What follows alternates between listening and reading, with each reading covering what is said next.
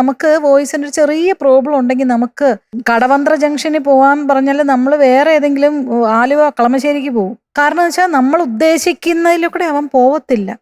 എന്താ പറയുന്നത്, ഇത് വെളിയിൽ കൊടുത്ത് നമുക്ക് ഗോപാലൻ ചേട്ടന്റെ കടയിൽ കൊടുത്ത് നന്നാക്കിയിട്ട് വെക്കാൻ പറ്റത്തില്ലല്ലോ.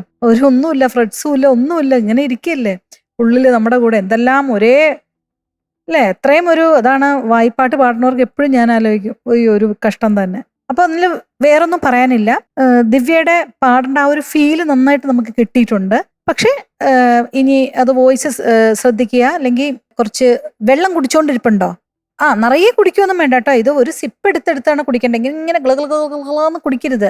വോയിസ് എല്ലാവരും അത് ഒരു തെറ്റ് ചെയ്യും. ചെറിയ ചെറിയ സിപ്പാക്കണം. ഇവിടെ നനയണം എന്നുള്ളതേ ഉള്ളൂ. ഇനി അതൊന്നും അല്ലെങ്കിൽ ഡോക്ടർമാരെ, ഈ വോയിസ് തെറാപ്പി ഡോക്ടേഴ്സ് പറയും, ഇങ്ങനെ ഈ നാക്ക് ഇങ്ങനെ വളച്ചിട്ട് ഇങ്ങനെ ഡ്രൈ ആവാതിരിക്കാൻ കാറ്റുള്ളിലേക്ക് ഇങ്ങനെ കയറ്റാൻ ചെറുതായിട്ട്. അപ്പൊ നമ്മുടെ സലൈവ പോയി അവിടെ നനയും. രാധിക മൈക്കെടുത്ത് ഒരു ടിപ്പ് പറയണു, ഒന്ന് പറഞ്ഞ്.